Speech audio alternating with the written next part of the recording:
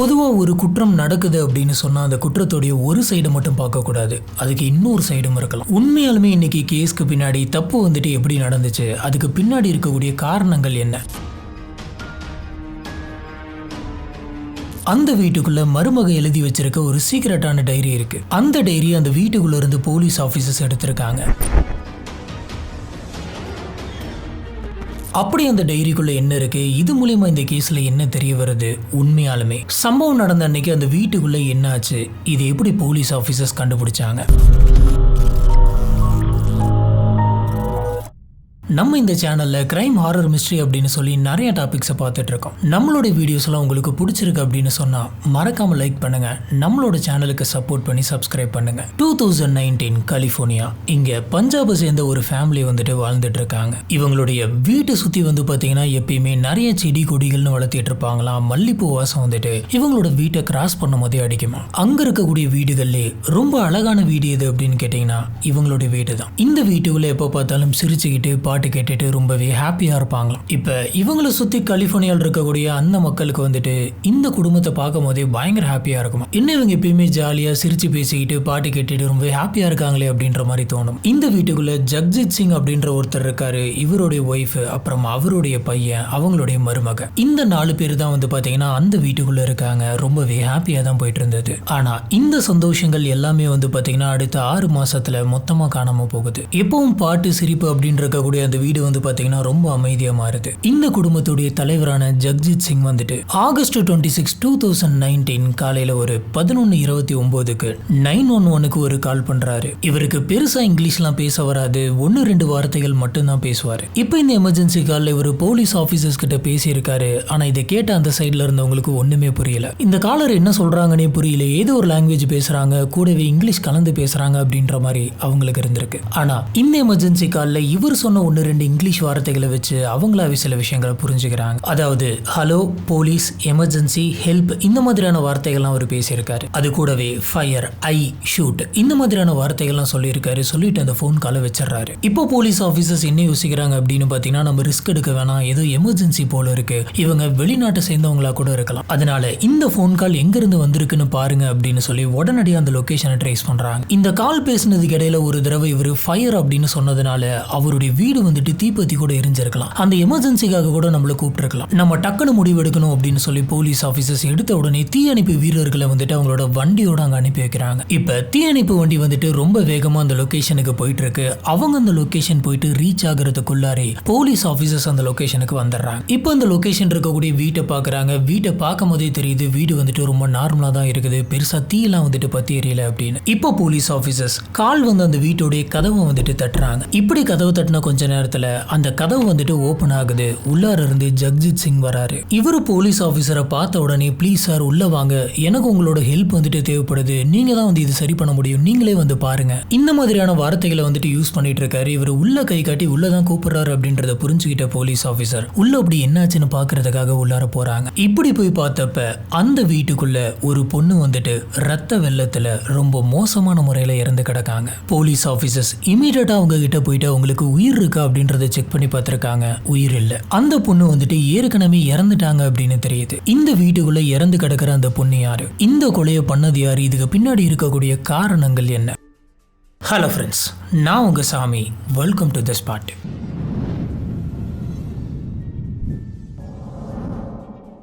First இந்த வீட்டை பற்றின ஒரு சின்ன இன்ட்ரோ பார்ப்போம். நம்ம ஏற்கனவே சொன்ன மாதிரி இந்த குடும்பத்துடைய தலைவர் ஜக்ஜித் சிங், இவர் மேக்ஸிமம் டைம் வந்து பார்த்தீங்கன்னா ரொம்ப காமாக தான் இருப்பார். ரொம்பவே ரெஸ்பான்சிபிளான ஒரு பர்சன், அவருடைய கல்ச்சரை வந்து காப்பாற்றக்கூடிய ஒரு பர்சன், ஃபேமிலி மேலே எப்பயுமே அன்பாக இருக்கக்கூடிய ஒரு பர்சன், எல்லாமே ப்ராப்பராக நடக்கணும் அப்படின்னு நினைப்பாரு. இவர் பஞ்சாப்ல இருந்த வரைக்கும் வேலை பார்த்துட்டு இருந்தாரு. இப்போ கலிஃபோர்னியா வந்ததுக்கு அப்புறமா பெருசாக வேலையே பார்க்கல. இப்படி வேலை பார்க்காம வீட்டிலே இருக்கிறது வந்துட்டு ரொம்பவே கஷ்டமாக இருக்கு அப்படின்னு சொல்லிட்டு அங்கே இருக்கக்கூடிய ஒரு டெலிவரி ஜாப் வந்துட்டு இவர் பண்ணிட்டு இருக்காரு. இவர் அங்க பண்ணிட்டு இருக்கக்கூடிய அந்த டெலிவரி ஜாப்ல பெருசா எந்த ஒரு வருமானமும் வராது. இருந்தாலும் ரொம்ப நேரம் வீட்டிலே இருக்க முடியாததுனால இவர் வெளியில போயிட்டு இந்த வேலையை பார்த்துட்டு இருக்காரு. மொத்தத்துல இந்த ஜக்ஜித் சிங் வந்து பாத்தீங்கன்னா ரொம்பவே பொறுப்பான ஒரு பர்சன். இவர்கிட்ட இருக்கக்கூடிய ஒரே ஒரு மைனஸ் என்ன அப்படின்னு பாத்தீங்கன்னா கோவம். இவருக்கு கோவம் வந்துச்சு அப்படின்னு சொன்னா அந்த சமயத்துல இவர் பயங்கரமா ரியாக்ட் ஆகுவாராம். இதனாலே ஜக்ஜித் சிங்கோட ஒய்ஃப் வந்து பாத்தீங்கன்னா இவர்கிட்ட எதை சொல்றதா இருந்தாலும் ரொம்பவே பொறுமையா யோசிச்சுதான் வந்து சொல்லுவாங்களாம். இவங்களும் ட்ரெடிஷனல் பிலீஃப் எல்லாம் வந்துட்டு ஃபாலோ பண்ணக்கூடிய ஒரு பர்சன். இவங்க அவங்க ஹஸ்பண்டுக்கு ரொம்ப ரொம்ப பயப்படுவாங்களாம். இவங்களுக்கு ஹர்ப்ரீட் அப்படின்னு சொல்லி 35 வயசுல ஒரு பையன் இருக்கான். இவருக்கு கலிபோர்னியால ஒரு ஐடி கம்பெனில நல்ல சேலரியில வேலை கிடைக்குது. இதுக்காக தான் பஞ்சாபில் இருக்கக்கூடிய இவங்களோட மொத்த ஃபேமிலியுமே வந்துட்டு இங்க கலிபோர்னியாவுக்கு வந்திருக்காங்க. இந்த ஹர்ப்ரீட்டுக்கு சுமன்தீப் அப்படின்னு சொல்லிட்டு ஒரு ஒய்ஃப் இருக்காங்க. இந்த வீட்டுடைய குடும்ப தலைவரான ஜக்ஜித் சிங்கோடைய மருமக. இந்த சுமன்தீப்புக்கு 32 வயசு ஆகுது. இவங்க படிச்சது வளர்ந்தது எல்லாமே பஞ்சாப்ல தான். கல்யாணத்துக்கு அப்புறமா தான் அவங்க ஹஸ்பண்டுக்கு வேலை கிடைச்சதுனால இவங்களும் வந்துட்டு முறையா கலிபோர்னியாவுக்கு வராங்க. இவங்க ரொம்ப ரொம்ப சாஃப்டா தான் பேசுவாங்களாம். அந்த குடும்பத்துக்குள்ள இவங்களுடைய குரலே வந்துட்டு வெளியில கேட்காதான். இவங்க யாரையுமே கஷ்டப்படுத்துற மாதிரி பேசக்கூட மாட்டாங்களாம். இவங்க 2 பேருக்கும் கல்யாணமாகி இது வரைக்குமே குழந்தை இல்ல. இவங்க அந்த வீட்டுல காலையில எந்திரிச்சாங்க அப்படின்னு சொன்னா வீட்டுல இருக்கக்கூடிய எல்லா வேலையுமே இவங்க தான் பண்ணுவாங்களாம். காலையில டீ வைக்கிறதுல ஆரம்பிச்சு சமைக்கிறதுல ஆரம்பிச்சு வீட்டுல இருக்கக்கூடிய எல்லா வேலையுமே தனியா தான் பண்ணுவாங்களாம். இப்ப இவங்களோட ஏஜ் வந்து பாத்தீங்கன்னா 32. இவங்க கலிபோர்னியா வந்ததுக்கு அப்புறமும் பக்கத்தில் இருக்கக்கூடிய சரௌண்டிங்ஸ் அது கூட போயிட்டு பெருசா அவங்க மிங்கிள் ஆகல. இப்ப கலிபோர்னியா அப்படின்னு வரப்ப அங்க வந்துட்டு நிறைய பர்த்டே பார்ட்டிஸ்லாம் நடக்கும், நிறைய பார்ட்டிஸ் அண்ட் ஃபன்லாம் வந்துட்டு நடக்கும். ஆனா இவங்க இந்த மாதிரி எதுலையுமே போயிட்டு கலந்துக்க மாட்டாங்களாம், வீட்லயே தான் இருப்பாங்களாம். இவங்களுடைய ஃப்ரெண்ட்ஸ் எல்லாருமே யாரு அப்படின்னு பாத்தீங்கன்னா பஞ்சாப்ல இருந்தவங்க தான். அங்கேயுமே இவங்களுக்கு வந்துட்டு ரொம்பவே லிமிட்டடான ஃப்ரெண்ட்ஸுங்க மட்டும்தான் இருந்திருக்காங்க. இப்போ இவங்க கலிபோர்னியாவில் இருக்கிறதுனால அங்க இருக்கிறவங்க அத்தனை பேருக்குமே ஃபோன் கால்ஸ் அண்ட் மெசேஜஸ் மட்டும்தான் பண்ணிட்டு இருக்காங்க. இது மட்டும் இல்லாம பேலன்ஸ் டைம்ல இவங்க வந்துட்டு ஆன்லைன்ல சில கோர்சஸ்லாம் எடுத்து வச்சு படிச்சிட்டு இருக்காங்க. இந்த சுமன்தீப்புக்கு டைரி எழுதுறது அப்படின்னா ரொம்ப ரொம்ப பிடிக்குமா. இவங்க ரொம்பவே சீக்கிரட்டா டைரி எழுதிட்டு இருப்பாங்க. அந்த டைரிக்குள்ள வந்து பாத்தீங்கன்னா அவங்களுடைய சந்தோஷம், சோகம், துக்கம் எல்லாத்தையுமே வந்துட்டு எழுதுவாங்க. வீட்டுல இருக்கிறவங்களாம் சுமன்தீப்பை பத்தி என்ன சொல்றாங்க அப்படின்னு பாத்தீங்கன்னா அவங்க ரொம்பவே பிரைட்டா சிரிக்கக்கூடிய ஒரு நபர். காலையில அவங்க எந்திரிச்ச உடனே டீ போடும் போதே பாட்டு பாடிக்கிட்டே தான் வந்துட்டு டீ போடுவாங்களாம். அப்ப ஏலக்காய் வாசத்தோட அவங்களோட பாட்டும் சேர்ந்து மார்னிங்கே வந்துட்டு பயங்கர ரெஃப்ரெஷ்ஷா இருக்குமா. எப்பயுமே காலையில இந்த சமயத்துல ஜக்ஜித் சிங் வந்துட்டு நியூஸ் பேப்பரை விரிச்சு வச்சு உட்காந்துருப்பாரு. ஆனா அவரு படிக்கலாம் மாட்டாரு. நியூஸ் பேப்பர் படிக்கிற மாதிரி அப்படியே வீட்டுக்குள்ள என்னென்ன நடக்குது, எல்லாருமே என்னென்ன பேசிக்கிறாங்க அப்படின்ற எல்லாத்தையுமே வந்துட்டு நோட் பண்ணிக்கிட்டு இருப்பாரு. இப்படிதான் வந்து பாத்தீங்கன்னா இந்த ஃபேமிலி இருக்கு. இந்த ஃபேமிலியில் இருக்கக்கூடிய அத்தனை பேர்த்தோட ரொட்டீனும் இப்படிதான் இருக்கும். இந்த மாதிரி போய்கிட்டு இருக்கிறப்பதான் ஜக்ஜித் சிங் வந்துட்டு திடீர்னு 911க்கு கால் பண்றாங்க. போலீஸ் வந்துட்டு அந்த இடத்துக்கு வராங்க. உள்ளார ஒரு பொண்ணு வந்துட்டு ரத்த வெள்ளத்துல இறந்து கிடக்கிறத பாக்குறாங்க. இப்போ போலீஸ் ஆபீசர்ஸ் ஜக்ஜித் சிங்கை பார்த்து இங்க இறந்து கிடக்கிறது யார் அப்படின்னு கேக்குறாங்க. அதுக்கு ஜக்ஜித் சிங் அது என்னுடைய மருமகளான சுமன்தீப் தான் அப்படின்னு சொல்றாரு. இப்போ போலீஸ் ஆபீசர் வந்துட்டு இவர்கிட்ட என்ன நடந்துச்சு அப்படின்னு கேக்குறாங்க. இவரும் எக்ஸ்பிளைன் பண்ண ஆரம்பிக்கிறாரு. ஆனா இவர் சொல்ற விஷயங்கள் எதுவுமே வந்து பாத்தீங்கன்னா பெருசா போலீஸ்க்கு புரியல. காரணம் என்னன்னா இவருக்கு ஃப்ளூயண்டா இங்கிலீஷ் பேச வராது. 1-2 வார்த்தைகளை மட்டும்தான் வச்சு இவர் பேசிட்டு இருக்காரு. இதனால போலீஸ் ஆஃபீஸர் இவர் பேசக்கூடிய அந்த லாங்குவேஜுக்கு ஏற்ற மாதிரியான ஒரு இந்தியன் டிரான்ஸ்லேட்டர் அங்க இருந்து வர வைக்கிறாரு. இப்ப டக்குன்னு அந்த டிரான்ஸ்லேட்டர் அந்த இடத்துக்கு வந்ததுக்கு அப்புறமா இவர் என்ன பேசுறாரு அப்படின்றது எல்லாத்தையுமே உங்களுக்கு கம்யூனிகேட் பண்ணி தராரு. இப்ப ஜக்ஜித் சிங் வந்துட்டு என்ன சொல்றாரு அப்படின்னு பாத்தீங்கன்னா வழக்கம் போல நான் காலையில என்னோட வேலையை பார்க்கறதுக்காக கிளம்பிட்டேன். மறுபடியும் நான் வீட்டுக்கு வந்து பார்த்தப்ப வீட்டுடைய கதவு வந்துட்டு திறந்து இருக்கிற மாதிரி இருந்தது. இன்னது இது கதவு திறந்திருக்கு அப்படின்னு சொல்லிட்டு நான் யோசிச்சுக்கிட்டே கதவு ஓபன் பண்ணிட்டு உள்ள போனேன். உள்ள ஒரே அமைதியா இருந்தது. ஸ்ட்ரெயிட்டா நான் கிச்சன் ரூம்குள்ள போய் பார்த்தப்ப என்னுடைய மருமகளான சுமன்தீப் வந்துட்டு இப்படி ரத்த வெள்ளத்துல இறந்து கிடக்குறாங்க அப்படின்ற மாதிரி சொல்றாரு. இதை பார்த்த எனக்கு ஒண்ணுமே புரியல.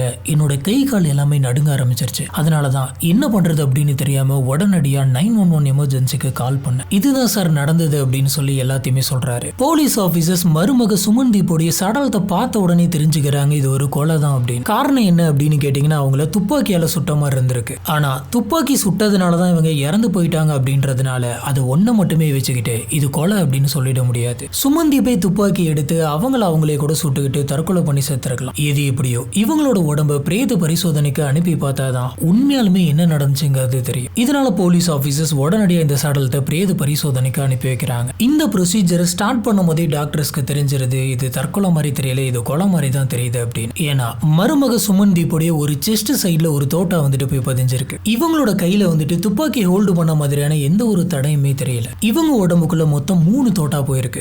ஒரு தடவை 2 தடவை சுடும் போதே இவங்களுக்கு பயங்கரமா வலிச்சிருக்கும். அதே வலியோட இப்படி இவங்க 3வது தடவை சுட்டுக்க முடியும் அப்படின்ற மாதிரி யோசிக்கிறாங்க. இது எல்லாமே வந்து இவங்களா சொல்லக்கூடிய தியரி தான். ஆனா நம்மளுக்கு சாலிடான எவிடன்ஸ் வேணும். இதனால போலீஸ் ஆபீசர்ஸ் பேலிஸ்டிக் டெஸ்ட் எடுக்கலாம் அப்படின்ற ஒரு முடிவுக்கு வராங்க. பேலிஸ்டிக் டெஸ்ட் அப்படின்னா என்ன அப்படின்னு பாத்தீங்கன்னா இது துப்பாக்கி தோட்டா சம்பந்தப்பட்ட ஒரு டெஸ்ட். எந்த தோட்டா வந்துட்டு எந்த துப்பாக்கில இருந்து வந்தது, அது எவ்வளவு ஃபோர்ஸ்ல வந்திருக்கு, வெளியில வர்றப்ப அதோட கீறல்கள், இது எல்லாத்தையுமே நோட் பண்ணி ப்ராப்பரா டெஸ்ட் பண்ணி இவங்க ஒரு ரிப்போர்ட்டை தருவாங்க. இவங்க தர ரிப்போர்ட் எல்லாமே வந்து பாத்தீங்கன்னா ரொம்ப துல்லியமா இருக்கும். ஏன்னா இவங்க மைக்ரோஸ்கோபிக் லெவல்ல செக் பண்ணிட்டு தான் அனுப்புவாங்க. தோட்டாவே வந்து ரொம்ப ரொம்ப சின்னதா இருக்கும். அதில் இருக்கக்கூடிய ஸ்கிராச்சஸ்ல ஆரம்பிச்சு அந்த ஸ்கிராட்சை வச்சு அது எந்த பக்கம் டைரக்ஷன்ல போயிருக்கும் அப்படின்றதெல்லாம் கண்டுபிடிப்பாங்க. இப்போ இவங்க என்ன பண்றாங்கன்னா சுமன்தீப்போடைய உடம்புல கிடைச்ச அந்த தோட்டாக்கள் எல்லாத்தையுமே எடுத்து இந்த டெஸ்ட்டுக்கு அனுப்புறாங்க. இப்போ இவங்க அந்த தோட்டாவில் இருக்கக்கூடிய மார்க்ஸ், இவங்களோட உடம்புக்குள்ள பாஞ்ச அந்த விதம், இது எல்லாத்தையுமே வச்சு இவங்களை சுட்ட அந்த துப்பாக்கியை கொஞ்சம் தூரத்தில் இருந்து தான் ஃபயர் பண்ணியிருக்காங்க அப்படின்றது தெரியுது. ஒருவேளை இது தற்கொலையா இருந்துச்சு அப்படின்னு சொன்னா அவங்களே தூரத்தில் இருந்து ஃபயர் பண்ணியிருக்க முடியாது. ஸோ இதில் இருந்தே ஒரு விஷயம் கிளியரா புரியுது, இது தற்கொலை இல்லை அப்படின்னு. அது மட்டும் இல்லாம கொஞ்சம் டிஸ்டன்ஸ்ல இவங்களை கொஞ்சம் லோல இருந்து சுட்டிருக்காங்க அப்படின்னு தெரியுது. அதுவும் போக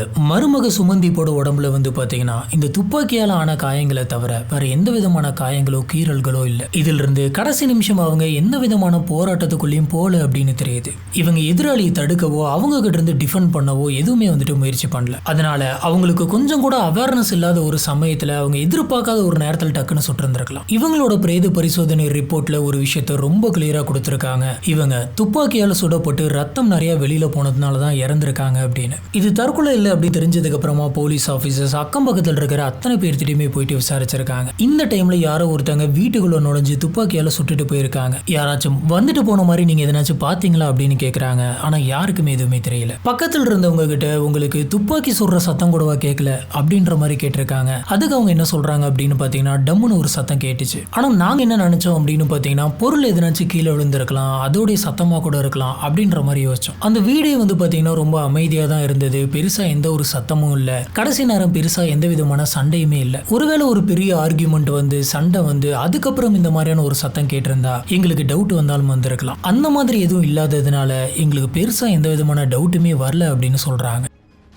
அடுத்ததாக போலீஸ் ஆஃபீஸர் அந்த வீட்டுக்குள்ளே போயிட்டு பார்க்குறாங்க. போய் பார்த்தப்ப அந்த வீட்டோட என்ட்ரன்ஸு, ஜன்னல், பின்டோரு எதுவுமே வந்துட்டு பாதித்த மாதிரி தெரியல. அதாவது ஃபோர்ஸாக ஒரு நபர் வீட்டுக்குள்ளே வந்து இந்த மாதிரி சுட்டுட்டு வெளியில் போன மாதிரி தெரியல. அப்படின்னா இந்த வீட்டுக்குள்ளே இருக்கிறவங்களே வந்து அந்த நபருக்கு கதவு திறந்து விட்டுருக்கணும். அதுக்கப்புறம் இந்த மாதிரி சுட்டுட்டு அந்த வீட்டை விட்டு ஓடி இருக்கலாம் அப்படின்ற மாதிரியும் யோசிக்கிறாங்க. மேற்கொண்டு அந்த வீட்டுக்குள்ளே இருக்கக்கூடிய பணம், நகை, காஸ்ட்லியான திங்ஸ் இந்த மாதிரி எதனாச்சும் காணாமல் போயிருக்கா அப்படின்னு பார்க்குறாங்க. ஆனால் இப்படி பார்த்தப்போ அந்த மாதிரி எதுவுமே காணாமல் போல அப்படின்னு தெரியுது. அப்படின்னா இது பணத்துக்காக நடந்த கொலை கிடையாது. இப்போ போலீஸ் ஆபீசர் மருமக சுமன்தீப் வந்துட்டு விழுந்து கிடந்த அந்த இடத்துல, அதாவது இறந்திருந்த அந்த இடத்துல அவங்கள சுத்தி தெரிச்சிருந்த அந்த ரத்த துளிகள் எல்லாம் பாக்குறாங்க. அந்த ரத்தம் வந்துட்டு எந்த டைரக்ஷன்ல தெளிச்சிருக்கு, எவ்வளவு தூரம் தெளிச்சிருக்கு அப்படின்ற எல்லாத்தையுமே பாக்குறாங்க. இப்போ போலீஸ் ஆபீசர்ஸ்க்கு அந்த இடத்துல ஒரு ஷூவோடைய பிரிண்ட் ஒன்று கிடைச்சிருக்கு. போலீஸ் ஆபீசர்ஸ் அந்த ஷூ பிரிண்டோடைய மெஷர்மெண்ட்ஸ் அப்புறம் போட்டோஸ் எல்லா டீடைல்ஸுமே எடுத்துக்கிறாங்க. ரெண்டாவதா போலீஸ் ஆபீசர் சுமன்தீப்போடைய ஹஸ்பண்டான ஹார்ப்ரீட் கிட்ட போயிட்டு விசாரிக்கிறாங்க. அப்ப இவர் என்ன சொன்னாரு அப்படின்னு பாத்தீங்கன்னா, இந்த கொலை நடந்த அந்த சமயத்துல நான் வீட்லயே இல்ல, நான் என்னோட ஒர்க்ல இருந்தேன். சொல்ல போனா அன்னைக்கு எனக்கு நைட் ஷிஃப்ட், நான் என்னோட ஆபீஸ்ல தான் இருந்தேன் அப்படின்னு சொல்றாரு. இவர் சொல்ற இந்த விஷயம் உண்மையா அப்படின்றத செக் பண்றதுக்காக ஸ்ட்ரெயிட்டா ஆபீஸ்க்கு போயிட்டு விசாரிக்கிறாங்க. அங்க இருக்கக்கூடிய சிசிடிவி கேமராஸ் எல்லாத்தையுமே பாக்குறாங்க. இப்படி செக் பண்ணி பார்த்ததுல உண்மையாலுமே ஹார்ப்ரீட் வந்துட்டு ஆபீஸ்ல தான் இருந்திருக்காரு அப்படின்றது தெரியுது. இப்ப போலீஸ் ஆபீசர் ஹார்ப்ரீட் கிட்ட உங்களுக்கும் உங்க ஒய்ஃபுக்கான ரிலேஷன்ஷிப் வந்துட்டு எப்படி இருந்தது, எல்லாமே ஸ்மூத்தா போயிட்டு இருந்ததா இல்ல எதனாச்சும் சண்டை வந்ததா, கடைசியா அவங்க வந்துட்டு எப்படி இருந்தாங்க, இந்த மாதிரியான விஷயங்கள்லாம் கேட்குறாங்க. அதுக்கு ஹார்ப்ரீட் வந்துட்டு எங்களுக்குள்ள சண்டை அப்படின்னு சொல்லி எதுவுமே கிடையாது, ரொம்பவே அமைதியாக தான் போயிட்டு இருந்தது அப்படின்னு சொல்றாரு. அடுத்ததா போலீஸ் ஆஃபீஸர் அந்த வீட்டுக்குள்ள இருந்த சுமன்தீப்போடைய மாமியார் கிட்ட விசாரிக்கிறாங்க. சம்பவம் நடந்த அந்த சமயத்தில் நீங்க என்ன பண்ணிட்டு இருந்தீங்க அப்படின்னு கேட்குறாங்க. அதுக்கு அவங்களும் சம்பவம் நடந்தப்ப நான் வீட்டில் தான் இருந்தேன், நான் சாமி கும்பிட்டு சாப்பிட்டு மாடியில் இருக்கக்கூடிய ரூம்ல தான் படுத்து தூங்கிக்கிட்டு இருந்தேன். திடீர்னு ஏதோ சுடுற மாதிரியான ஒரு சத்தம் கேட்டுச்சு, நான் பயந்து போயிட்டு எந்திரிச்சேன். நான் எந்திரிச்சு பார்த்தப்ப மறுபடியும் சுடுற சத்தம் கேட்டுச்சு, என்னமா இருக்கும் அப்படின்னு சொல்லி யோசிச்சுட்டு நான் பதறி அடிச்சுட்டு கீழே வந்து பார்த்தப்ப கிச்சன் கிட்ட என்னோட மருமக சுமன்தீப் வந்துட்டு ரத்த வெள்ளத்துல இறந்து கிடந்ததை பார்த்தேன். இதை பார்த்த உடனே எனக்கு ரொம்ப பயம் ஆயிடுச்சு, நம்மளையும் கொன்றுவாங்களோ அப்படின்ற பயத்துல நான் வேக வேகமா அந்த வீட்டுடைய பாத்ரூம்குள்ள போயிட்டு ஒளிஞ்சுக்கிட்டேன். சடனா எனக்கு தீயணைப்பு வண்டியோடைய சத்தம் கேட்டுச்சு, போலீஸ் ஜீப்போடைய சத்தம்லாம் கேட்டுச்சு. அதுக்கப்புறம் நிறைய பேர் வந்துட்டு வீட்டுக்குள்ள நின்று பேசிட்டு இருக்கிற மாதிரி இருந்தது. சரி போலீஸ் ஆபீசர்ஸ் வீட்டுக்கு வந்துட்டாங்க, நம்ம இப்ப சேஃபா இருக்கும் அப்படின்னு தெரிஞ்சதுக்கு அப்புறம் தான் நான் அந்த பாத்ரூமை விட்டு வெளியில வந்தேன் அப்படின்னு சொல்றாங்க. போலீஸ் ஆபீசர்ஸ் ஜக்ஜித் சிங் கிட்ட உங்களுக்கு எதிரிங்கன்னு சொல்லி யாராச்சும் இருக்காங்களா, அவங்க ஒருவேளை இந்த கொலையை பண்ணிருப்பாங்களா, உங்களுக்கு யார் மேல சந்தேகமா இருக்கு அப்படின்னு கேக்குறாங்க. அதுக்கு ஜக்ஜித் சிங் வந்துட்டு எங்களுக்கு எதிரிங்க அப்படின்னு சொல்லி யாருமே கிடையாது, அதுவும் போக நாங்க கலிபோர்னியால வந்து இருக்கோம், இங்க நாங்க யாருக்கிட்டையுமே பெருசா பேசினது கிடையாது, அப்படி இருக்கிறப்ப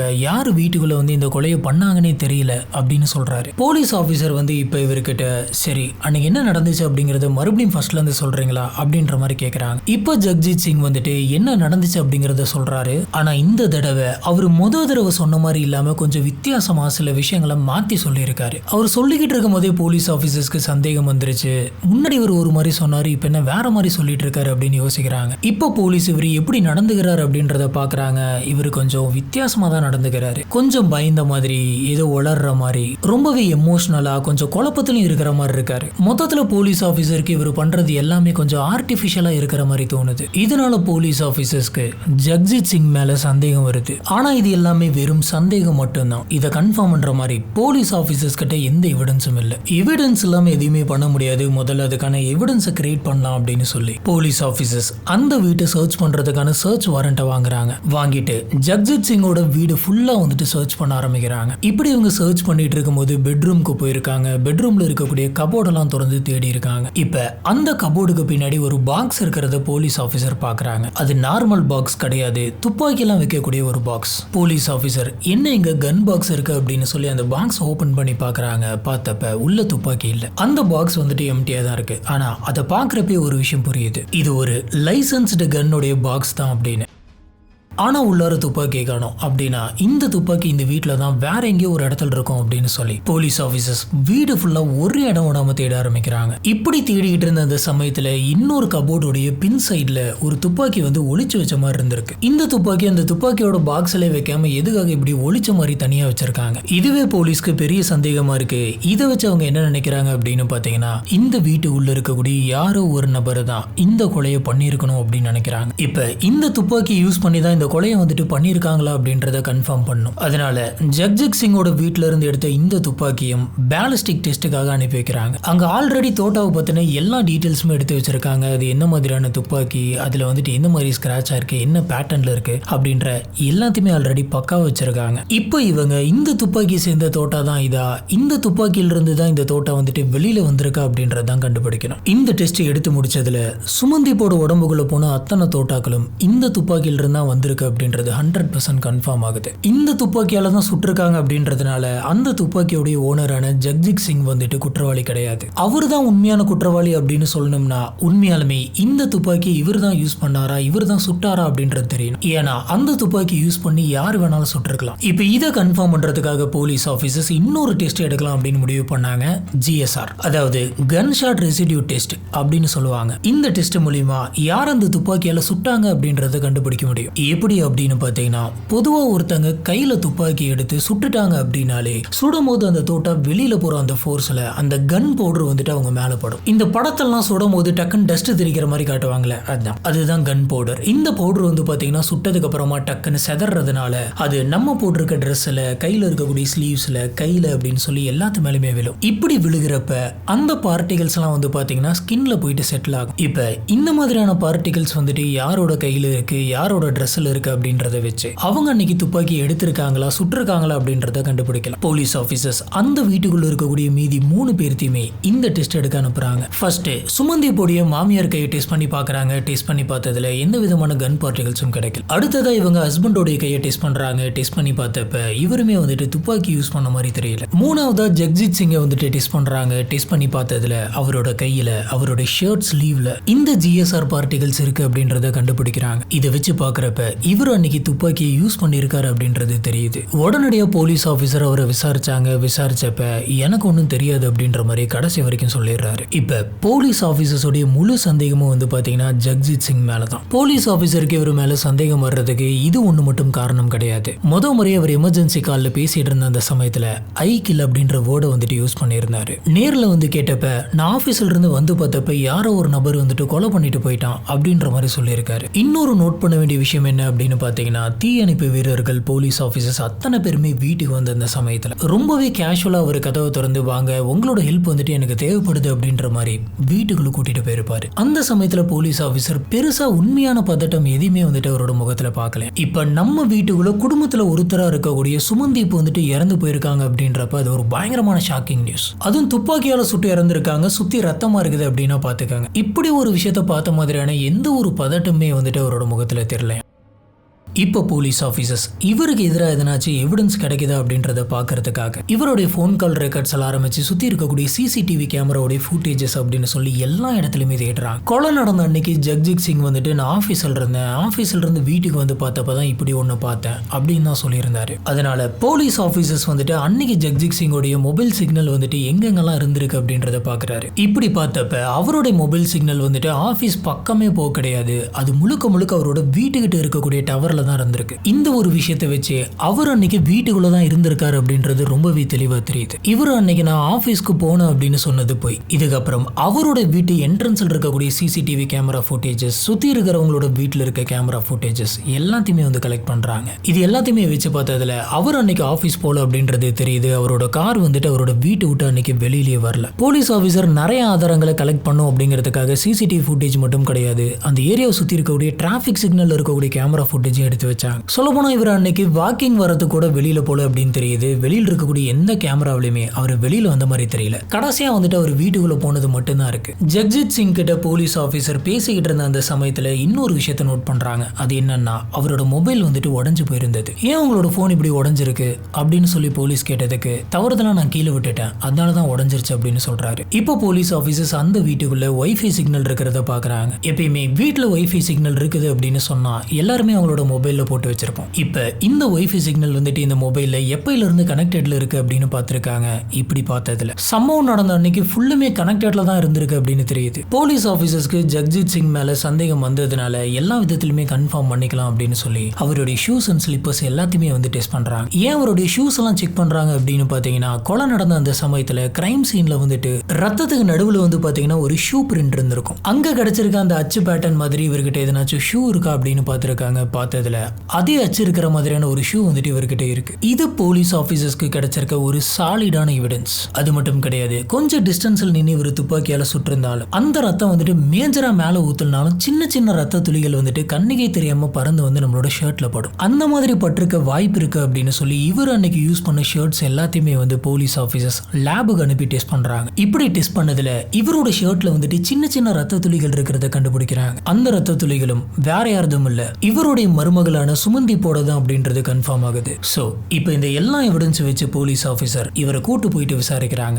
இனிஷியலா போலீஸ் ஆஃபீஸர்ஸ் இந்த மாதிரியான எவிடன்ஸ் எல்லாம் கலெக்ட் பண்ணி வச்சிருக்காங்க அப்படின்ற எதுவுமே ஜக்ஜித் சிங்க்கு தெரியாது. எடுத்த உடனே போலீஸ் ஆஃபீஸர் சரி சொல்லுங்க அன்னைக்கு வீட்டுக்குள்ள என்ன நடந்துச்சு அப்படின்னு கேட்கறாங்க. நீங்க அன்னைக்கு ஆஃபீஸ் போனீங்க அப்படின்றதுக்கு உங்ககிட்ட எதனாச்சும் ப்ரூஃப் இருக்கா அப்படின்னு கேட்கறாங்க. ஆரம்பத்தில் எமர்ஜென்சி நம்பருக்கு கால் பண்ணி ஐ ஷூட் அப்படின்ற வார்த்தையை எதுக்காக சொன்னீங்க? உங்க வீட்டுல நாங்க ஒரு பாக்ஸ் பார்த்தோம், அது என்ன துப்பாக்கி பாக்ஸா அப்படின்ற மாதிரிலாம் வரிசை கேள்வி கேட்கறாங்க. இதை கேட்டு ஜக்ஜித் சிங்க்கு ஒண்ணுமே புரிய கிடையாது. பயங்கர கன்ஃபியூஷன் ஆகுறாரு. இந்த கன்ஃபியூஷன்ல என்ன சொல்றது அப்படின்னு தெரியாம கம்ப்ளீட்டா மாத்தி மாத்தி பேசிட்டு இருக்காரு. அவர் வளர்றாரு அப்படிங்கிறது ஒரு கட்டத்துல அவருக்கே தெரியுது. டக்குனு இவர் என்ன சொல்றாரு அப்படின்னு பாத்தீங்கன்னா, சார் எனக்கு ஒரு மாதிரி இருக்கு, எனக்கு எல்லாமே மறந்து போச்சு, எனக்கு கொஞ்சம் பதட்டமா இருக்கு அப்படின்ற மாதிரிலாம் சொல்லிட்டு இருந்திருக்காரு. இதனால போலீஸ் ஆஃபீஸர் ஒன்றும் பிரச்சனை இல்லை, நீங்க ஒரு ½ hour பிரேக் எடுத்துக்கங்க, ரிலாக்ஸ் பண்ணுங்க, நாங்க ½ hour கழிச்சு பொறுமையா வரோம், வந்ததுக்கு அப்புறம் நீங்க ரிலாக்ஸ் பண்ணி முடிச்சுட்டு என்ன நடந்துச்சு அப்படிங்கறத சொல்லுங்க அப்படின்னு சொல்லிட்டு ஆபீசர்ஸ் எல்லாருமே வெளியில போயிடுறாங்க. ஆனா உள்ளார டேபிள்ல உட்காந்துருக்க ஜக்ஜித் சிங் வந்துட்டு என்னென்னலாம் பண்றாரு, எப்படி ரியாக்ட் பண்றாரு அப்படின்ற எல்லாத்தையுமே கேமராவில் பார்த்துட்டு இருக்காங்க. கேமராவில் இவரை பார்த்தப்ப ரொம்பவே பதட்டமா இருந்திருக்காரு. கை கால்லாம் நடுங்க ஆரம்பிக்குது. தப்பு பண்ணவங்க எப்படி ரியாக்ட் பண்ணுவாங்களோ, எப்படி டென்ஷன் ஆவாங்களோ அதே மாதிரியான ரியாக்ஷன் டென்ஷன் வந்துட்டு இவர்கிட்ட இருந்தது. ஒரு 30 minutes கழிச்சு போலீஸ் ஆஃபீஸர் மறுபடியும் அந்த ரூம்குள்ள வராங்க. வந்தப்ப ரிலாக்ஸ் பண்ணீங்களா அப்படி இப்படின்னு எதுவுமே கேட்க கிடையாது. எடுத்த உடனே உங்க கன் பாக்ஸில் இருக்க துப்பாக்கி வந்துட்டு எங்க போச்சு, அந்த துப்பாக்கியை பத்தி சொல்லுங்க அப்படின்ற மாதிரி கேட்கறாங்க. கேட்டதுக்கு ஜக்ஜித் சிங் கம்ப்ளீட் சைலண்ட் ஆகுறாரு. போலீஸ் ஆஃபீஸர்ஸ்க்கு ஜக்ஜித் சிங் வந்துட்டு எப்படி அப்படின்றது தெரியும். அவரை பத்தின எல்லாமே தெரிஞ்சுக்கிட்டதுனால அவரை கொஞ்சம் எமோஷனலி ட்ரிகர் பண்ணலாம் அப்படின்ற மாதிரி யோசிக்கிறாங்க. இதனால போலீஸ் ஆஃபீஸர்ஸ் என்ன சொல்ல ஆரம்பிக்கிறாங்க அப்படின்னு பாத்தீங்கன்னா, இது ஒரு அழகான குடும்பம், எல்லாருமே ஒன்னா சிரிச்சிட்டு சந்தோஷமா தான் இருந்தீங்க, உங்க பையன் வந்துட்டு உங்களை நம்பி தான் இருந்தான், உங்க மருமக உங்களை பார்த்துக்கிட்டதே இல்லையா, கடைசியா உங்க மருமக சாகிறப்ப உங்களுக்கு எப்படி இருந்திருக்கும் அப்படின்ற மாதிரியான கேள்விலாம் வந்துட்டு கேட்கறாங்க. இந்த விஷயங்கள் எல்லாத்தையுமே கேட்ட ஜக்ஜித் சிங் வந்துட்டு டேபிள்ல தலை குனிஞ்சு அழ ஆரம்பிக்கிறாரு. இந்த ரியாக்ஷனை பார்த்த உடனே கண்டிப்பா ஒரு குற்ற உணர்வா ஃபீல் பண்றாரு அப்படிங்கறத போலீஸ் கணிக்கிறாங்க. இது கூட போலீஸ் ஆபீசர்ஸ் அவர் அந்த எமோஷன்ல இருந்து வெளியில வரதுக்கு முன்னாடி உங்களுக்கு எதிராக எங்க கிட்ட இத்தனை எவிடன்ஸ் இருக்கு அப்படின்னு சொல்லி எல்லாத்தையுமே சொல்றாங்க. உங்களுக்கே தெரியாம எல்லா எவிடன்ஸையும் நாங்க கலெக்ட் பண்ணி வச்சுட்டு தான் உங்களை கூப்பிட்டு விசாரிச்சுக்கிட்டே இருக்கோம், நீங்க இதுல இருந்து தப்பிக்கவே முடியாது, சொல்லுங்க என்னாச்சு. இப்ப ஜக்ஜித் சிங் வந்துட்டு என்ன நடந்தது அப்படிங்கிற எல்லாத்தையுமே ஒன்னு ஒன்னா சொல்ல ஆரம்பிக்கிறார். ஆரம்பிக்கிறாரு. இவர் என்ன சொல்றாருன்னா, நாங்க பஞ்சாப்ல ரொம்பவே சிம்பிளான ஒரு குடும்பத்தை சேர்ந்தவங்க. நான் விவசாயம் பண்ணிட்டு இருந்தேன். எங்க வீட்டுல மொத்தம் 3 பேர் தான். நானே, என்னோட ஒய்ஃப், அப்புறம் என்னுடைய மகன். இந்த டைம் தான் என்னோட பையனுக்கு சுமந்தீப்பை வந்துட்டு கல்யாணம் பண்ணி வச்சேன். சுமந்தீப் வீட்டுல இருக்கக்கூடிய எல்லாத்தையுமே நல்லா பாத்துக்கிட்டா, வீட்டுல இருக்கக்கூடிய வேலை எல்லாத்தையுமே அவ தான் பண்ணுவா. என்னையுமே வந்துட்டு எப்பயுமே அப்பா அப்பா அப்படின்னு தான் கூப்பிடுவா. எல்லாமே நல்லா தான் போயிட்டு இருந்தது. இப்ப என்னுடைய பையனுக்கு கலிபோர்னியாவில் ஐடி ஜாப் கிடைச்சது. நாங்க எல்லாமே கலிபோர்னியாவுக்கு வந்தோம். இங்க வந்ததுக்கு அப்புறமே கொஞ்சம் மாசம் போச்சு. ஆனா சில மாசங்களே சுமந்தீப்போடைய நடவடிக்கையில கொஞ்சம் வித்தியாசங்கள் தெரிஞ்சது. அது என்னன்னா, சுமந்தீப் வந்துட்டு அடிக்கடி மொபைல் யூஸ் பண்றதை நான் பார்த்தேன் அப்படின்னு சொல்றாரு. இப்ப இந்த விஷயத்தை ஜக்ஜித் சிங் வந்துட்டு அவங்களோட ஒய்ஃப் கிட்ட டிஸ்கஸ் பண்ணியிருக்காங்க. என்னன்னு தெரியல, சுமந்தீப் வந்துட்டு அடிக்கடி செல்போன் யூஸ் பண்ணிட்டே இருக்கா, எனக்கு ஒன்றும் சரியா படல அப்படின்ற மாதிரி சொல்றாரு. இதை கேட்ட மாமியார் வந்துட்டு, நீங்க தேவையில்லாத எதையும் போட்டு குழப்பிக்காதீங்க, அப்படிலாம் ஒன்றும் கிடையாது. ஊர்ல இருக்கக்கூடிய அவளோட ஃப்ரெண்ட்ஸுங்களோட ஞாபகம் வந்திருக்கும், அவங்க கிட்ட கூட பேசிட்டு இருக்கலாம், நீங்க எதையும் போட்டு குழப்பிக்காதீங்க அப்படின்னு சொல்லி ஆறுதல் சொல்றாங்க. ஒரு நாள் நைட்டு பயங்கரமா மழை பெய்யுது, நல்லா இடி இடிக்குது. இப்ப சுமந்தீப் வந்துட்டு ஜக்ஜித் சிங் கிட்ட வந்து, நான் இனிமே இந்த குடும்பத்தோடு இருக்க போறது கிடையாது, நான் டைவர்ஸ் பண்ணிக்கலாம் அப்படின்ட்டு இருக்கேன். டைவர்ஸ் பண்ணிட்டு எனக்கு பிடிச்ச மாதிரி நான் வாழ்ந்துக்கலாம் அப்படின்னு நினைக்கிறேன் அப்படின்ற மாதிரி ஸ்ட்ரெயிட்டா வந்து சொல்றாங்க. இது கேட்ட வீட்டுல இருந்த யாருக்குமே ஒண்ணுமே புரியல. சொல்லப்போனா அவங்க ஹஸ்பண்ட் எதுவுமே சொல்லல. இந்த விஷயத்த சொல்லி முடிச்சதுக்கு அப்புறமா சுமந்தீப் வந்துட்டு அமைதியா அவங்களோட ரூமுக்கு போயிட்டு படுத்துறாங்க. அன்னைக்கு நைட்டு அந்த வீட்டுல இருக்கக்கூடிய யாருமே தூங்கல. இப்படியே போக ஒரு நாள் ஜக்ஜித் சிங் வந்துட்டு வாக்கிங் போலாம் அப்படின்னு சொல்லிட்டு வெளில போயிருக்காரு. வெளியில போயிட்டு வீட்டுக்கு வந்தப்ப வீட்டுக்குள்ள யாரோ ரொம்ப பொறுமையா முணுமுணுத்து பேசிட்டு இருக்கிற மாதிரி இருக்கு. யார் இப்படி பேசிட்டு இருக்கா அப்படின்னு சொல்லி இவர் நல்லா கேட்டப்ப அது சுமந்தீப் தான் அப்படின்னு தெரியுது. சுமந்தீப் இங்கிலீஷ்லயே பேசிக்கிறாங்க. ஆனா அவங்க என்ன பேசிக்கிறாங்க அப்படின்றது இவருக்கு புரியல. அப்படின்னாலும் அவங்க பேசுற மாடுலேஷனை வந்துட்டு இவர் கொஞ்சம் கேட்ச் பண்ணிக்கிறாரு. இப்ப ஜக்ஜித் சிங்க்கு வந்துட்டு இந்த கால் மூலியமா என்ன புரியுது அப்படின்னு பாத்தீங்கன்னா, சுமந்தீப் வேற யாரோ ஒரு நபர் கூட தொடர்புல இருக்காங்க அப்படின்ற மாதிரி புரியுது. இவரு ரொம்ப ரொம்ப ட்ரெடிஷ்னலான ஒரு பர்சன். இவரோட ஃபேமிலிக்குன்னு சொல்லிட்டு இவர் சில ஐடியாலஜி எல்லாம் வச்சிருக்காரு. இப்படி இருக்கிறப்ப டைவர்ஸ் அது இதுன்னு இந்த குடும்பத்துக்குள்ள நடந்துச்சு அப்படின்னு சொன்னா வெளியில இருக்கிறவங்க நம்மளை பத்தி என்ன நினைப்பாங்க, இது நம்ம மொத்த குடும்பத்துக்குமே அவமானமா போயிடும் அப்படின்ற மாதிரி இவர் நினைக்கிறாரு. இதனால இவருக்கு பயங்கரமா கோவம் வருது. இந்த கோவத்துல சுமந்தீப்பை கூப்பிட்டு திட்டுறாரு. நீ என்ன பண்ணிட்டு இருக்க, உன்னால உன் ஹஸ்பண்ட் கூட ஒழுங்கா வாழ முடியாதா, உன்னுடைய ஹஸ்பண்டை விட்டுட்டு நீ வேற ஒருத்தங்க கூட போயிட்டு வாழ்றதுக்கு பிளான் பண்ணிட்டு இருக்கியா, இதெல்லாம் எனக்கு கொஞ்சம் கூட பிடிக்காது, இதை நான் ஏத்துக்க மாட்டேன், இது என் குடும்பத்துக்கே பெரிய அவமானம், ஒழுங்கு மரியாதையே இருக்கிறதா இருந்தா இந்த வீட்டுக்குள்ள இரு, இல்லைன்னா நடக்கிறதே வேற அப்படின்ற மாதிரி கத்துறாரு. இதை கேட்ட சுமந்தீப்புக்குமே வந்துட்டு பயங்கரமா கோவம் வந்துருது. நீங்க என்னுடைய மாமனார், அவ்வளவுதான், என்னோட லைஃபை கண்ட்ரோல் பண்ணக்கூடிய உரிமை உங்ககிட்ட கிடையாது, என்னுடைய லைஃப் வந்துட்டு எப்படி இருக்கணும் அப்படிங்கறத நான் தான் டிசைட் பண்ணுவேன் அப்படின்ற மாதிரி சொல்றாங்க. நான் யார்கிட்ட பேசிட்டு இருக்கேன், எந்த மாதிரி பேசிட்டு இருக்கேன், அது ரைட்டா தப்பான்ற ஜட்ஜ்மெண்ட்லாம் நீங்க பண்ணக்கூடாது, நான் என்ன பண்ணும் அப்படின்னு சொல்லி எனக்கு தெரியும், உங்களுக்கு இதுல சம்மந்தமே கிடையாது அப்படின்ற மாதிரி சொல்றாங்க. இப்படி இவங்க 2 பேரும் மாத்தி மாத்தி ஆர்கியூமெண்ட் பண்ணிட்டு இருக்க அந்த சண்டை வந்துட்டு ரொம்ப பெருசாகுது. குடும்பத்தில் இருக்கிற மீதி 2 பேர் வந்து இவங்க 2 பேர்கிட்ட சமாதானம் பண்ணி வச்சிருக்காங்க. மறுபடியும் ஒரு நாள் இதே மாதிரியான சண்டை வந்துட்டு ஆரம்பிக்குது. அது என்னைக்குன்னு பாத்தீங்கன்னா, அந்த சம்பவம் நடந்த அன்னைக்கு மாதிரி இவங்க 2 பேருக்கு இடையில பெரிய ஆர்கியூமெண்ட் ஒன்று வருது. அந்த ஆர்கியூமெண்ட் வந்துட்டு பெரிய சண்டையா மாறுது. இவங்க 2 பேருமே கிட்ட போய் அடிச்சுக்கிற மாதிரிலாம் போயிருக்காங்க. இப்படி இருந்த ஒரு சூழல்ல அந்த ஹீட் ஆஃப் த மொமெண்ட்ல சுமந்தீப் வந்துட்டு ஜக்ஜித் சிங்கோடைய தாடியை பிடிச்சி இழுத்து விட்டுறாங்க. ஆர்கியூமெண்ட்டுக்கு நடுவில் இவங்க கோவத்தை எப்படி வெளிப்படுத்துறது அப்படின்னு தெரியாம தாடியை பிடிச்சி இப்படி இழுத்து விட்டுருக்காங்க. இதை ஜக்ஜித் சிங் வந்துட்டு ஒரு பெரிய அவமரியாதையா நினைச்சாரு. காரணம் என்னன்னா, அவருடைய தாடி அவரு ஒரு பாரம்பரியமா வச்சு வளர்த்திருக்காரு. அந்த தாடியை பிடிச்சி இழுத்து விட்டதுனால அது அவர் பயங்கரமான இன்சல்ட்டா கருதுறாரு. இப்படி நடந்த அந்த சண்டையில சுமந்தீப் வந்துட்டு என்ன சொல்றாங்க அப்படின்னு பாத்தீங்கன்னா, எனக்கு பிடிச்ச மாதிரி நான் இருக்கிறதுக்கு எனக்கு ரைட்ஸ் இருக்கு, சீக்கிரமாவே லீகலா டைவர்ஸ் வாங்கிட்டு நான் இந்த இடத்த விட்டு போயிடுறேன், ஆனா இதே மாதிரி என்ன வச்சு திரும்ப சண்டை போட்டுட்டே இருந்தீங்க அப்படின்னு சொன்னா என்ன நீங்க தொந்தரவு பண்றீங்க, மிஸ்பிஹேவ் பண்றீங்க அப்படின்னு சொல்லி போலீஸ் ஸ்டேஷன்ல போயிட்டு கம்ப்ளைண்ட் பண்ண வேண்டியது வரும் அப்படின்னு சொல்றாங்க. இப்படி அடுத்தடுத்து நடந்துகிட்டே இருக்க ஜக்ஜித் சிங்குக்கு பயங்கரமான உச்சகட்ட கோவம் வருது. இந்த கோவத்துல இவரு அவங்க அப்பா இவருக்கு தந்து அந்த துப்பாக்கி பாக்ஸ் ஓபன் பண்ணி அந்த துப்பாக்கி எடுத்துட்டு வராரு. இந்த சமயத்துல சுமந்தீப் வந்துட்டு ஆர்கியூமெண்ட் முடிஞ்சிருச்சு அப்படின்னு சொல்லி சாப்பிடலாம் அப்படின்னு கிச்சன் போயிட்டு சாப்பாட்டையும் இன்னொரு கையில கிளாஸையும் எடுத்துட்டு வெளியில வந்துட்டு இருக்காங்க. இந்த சமயம் ஜக்ஜித் சிங் சுமந்தீப் வந்துட்டு கொஞ்சம் கூட எதிர்பார்க்காத சமயத்துல ஃபர்ஸ்ட் டைம் சுடுறாங்க. சுட்ட உடனே கையில இருக்கக்கூடிய பிளேட்டு கிளாஸ் எல்லாத்தையுமே கீழே போட்டுட்டு அவங்க அப்படியே விழுகிறாங்க. நிறைய ரத்தம் போகுது. அதோட விட கிடையாது, அதுக்கப்புறமும் 2 தடவை சுட்டிருக்காரு. ஜக்ஜித் சிங் மொத்தம் 3 தடவை சுமந்தீப்பை துப்பாக்கியால சுட்டிருக்காரு. இப்படி நடந்ததுக்கு அப்புறமா இந்த மாதிரி நம்ம பண்ணிட்டோமே அப்படின்ற எந்த விதமான பதட்டமே இல்லாம ரொம்ப கூலா 911க்கு கால் பண்ணி எமர்ஜென்சி அப்படின்னு சொல்லிட்டு சோஃபால போயிட்டு ஜம்முன்னு உட்காந்து ரிமோட் எடுத்து டிவி ஆன் பண்ணி டிவி பார்த்துட்டு இருக்காரு. இதுக்கப்புறமேட்டு தான் தீயணைப்பு வண்டி, போலீஸ் ஜீப் எல்லாமே வந்திருக்கு. வந்து இவர் வீட்டு கதவை தட்டினப்ப கேஷுவலா எந்திரிச்சு டிவி ஆஃப் பண்ணிட்டு ஒண்ணுமே நடக்காத மாதிரி கதவு திறந்து, சார் உள்ள வாங்க, நீங்க தான் எனக்கு ஹெல்ப் பண்ணும், உங்களுக்காக தான் நான் வெயிட் பண்ணிட்டு இருக்கேன் அப்படின்னு சொல்லி உள்ளார இறந்து கிடக்கிற தன்னோட மருமகளை போயிட்டு காட்டியிருக்காரு. இதுதான் வந்து பாத்தீங்கன்னா இந்த கிரைம் கேஸ்ல நடந்திருக்கு. போலீஸ் ஆபீசர்ஸ் இவருக்கு எதிரான எல்லா எவிடன்ஸ் வச்சு இவரை கோர்ட்ல கொண்டு போயிட்டு ப்ரொடியூஸ் பண்றாங்க. அப்போ இவர் கோர்ட்ல என்ன சொல்றாரு அப்படின்னு பாத்தீங்கன்னா, நான் எந்த விதமான தப்புமே பண்ண கிடையாது, என்னுடைய ட்ரெடிஷனலுக்கு ஏற்ற மாதிரி தான் நான் இருந்தேன், என்னுடைய வழக்கத்துக்கு ஏற்ற மாதிரி தான் நான் நடந்துகிட்டேன், என்னுடைய வழக்கப்படி என்னுடைய மருமக பண்ணது வந்துட்டு ஒரு பெரிய தப்பு, அதுக்கான தண்டனை தான் நான் கொடுத்தேன் அப்படின்ற மாதிரி ஆர்கியூ பண்ணியிருக்காங்க. இதனால கலிபோர்னியா கோர்ட்ல இருந்த நீதிபதிகள்லாம் வந்துட்டு இந்தியால இவரோட ட்ரெடிஷனலே ஃபாலோ பண்ணக்கூடிய சில பேர்த்த வர வைக்கிறாங்க. இப்ப பஞ்சாப்ல இவரை ரெப்ரசென்ட் பண்ற மாதிரியான ஒரு பர்சன் வந்துட்டு இந்தியாவில இருந்து கலிபோர்னியா கோர்ட்டுக்கு வராரு. அவர்கிட்ட நீதிபதி சொல்லுங்க, உங்களோட ட்ரெடிஷன் என்ன, உங்களுடைய வழக்கம் எப்படி, உங்க சட்டத்திட்டங்கள்லாம் எப்படி அப்படின்ற மாதிரி கேட்கறாங்க. அப்ப கோர்ட்டுக்கு வந்து அந்த நபர் வந்துட்டு இவர் ஒரு ட்ரெடிஷனல் மேன், ஃபேமிலி வேல்யூஸ் எல்லாத்தையுமே கேரி பண்றாரு,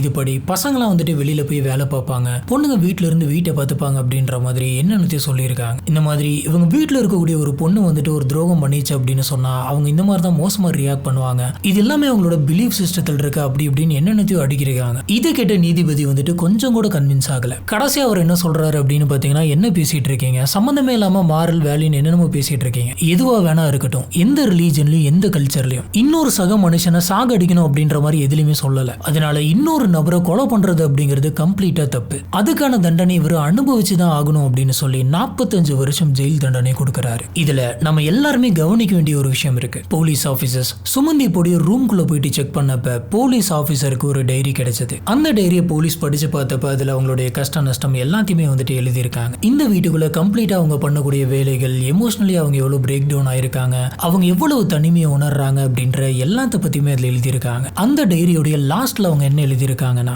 someone read my silence அப்படின்னு எழுதியிருக்காங்க. சுமந்தி போடிய இந்த ஹோல் டைரியில என்ன தெரிய வருது அப்படின்னு பாத்தீங்கன்னா, அவங்க உச்சக்கட்ட டிப்ரெஷன்ல இருக்காங்க அப்படின்னு தெரியுது. போலீஸ் ஆபீசர்ஸ் அந்த வீட்டை சர்ச் பண்ணிட்டு இருந்தப்ப அந்த வீட்டோட டஸ்ட்பின்ல ஒரு லெட்டர் கிடைச்சது. அந்த லெட்டரை வந்துட்டு யாரோ கசக்கி போட்டிருக்காங்க. அந்த லெட்டர் எடுத்து படிச்சு பார்த்தப்ப சுமந்திப்போட ஹேண்ட் ரைட்டிங் இருந்தது. அதுல I want to leave before things go wrong அப்படின்னு எழுதியிருக்காங்க. தப்பா எதுவும் நடக்கிறதுக்கு முன்னாடி இந்த இடத்த விட்டு நான் வெளியில போயிடணும் அப்படிங்கறதுதான் இதுக்கான அர்த்தம். ஆனா எதை பத்தி இவங்க மென்ஷன் பண்றாங்க அப்படின்றத பெருசா எதுலையுமே சொல்ல. இவங்க இந்த இடத்துல என்ன தப்பாயிரும் அப்படின்னு நினைக்கிறாங்க, என்ன பிரச்சனை அப்படிங்கறது அவங்களுக்கு மட்டும்தான் தெரியும். அதே மாதிரி கிரைம் ஸ்பாட்ல இந்த சுமந்தி பொடிய மாமியாரும் இருந்திருக்காங்க. இவ்வளவு பெரிய சண்டை கீழே போயிட்டு இருக்கு, துப்பாக்கியால சுட்டிருக்காங்க, ஆனா அவங்க மேல தூங்கிட்டு இருக்கிறதா சொல்றது வந்துட்டு பெருசா நம்புற மாதிரி இல்ல. ஒருவேளை இந்த ஆர்குமெண்ட் சமயத்துல அவங்களுமே அந்த இடத்துல இருந்திருக்கலாம், அங்க என்ன நடந்துச்சுன்னு தெரியல, இவர் துப்பாக்கி எடுத்துட்டு வந்து சுட்டிருந்திருக்கலாம், அவங்க ஹஸ்பண்டை எதிர்த்து இவங்களால எதுவுமே பண்ண முடியாது அப்படின்றதுனால நான் மேல தூங்கிட்டு இருந்தேன், துப்பாக்கி சத்தம் கேட்டுச்சு, பயந்து போயிட்டு பாத்ரூம்ல ஒளிஞ்சுக்கிட்டேன் அப்படின்னு சொல்லியிருக்கலாம். ஏன்னா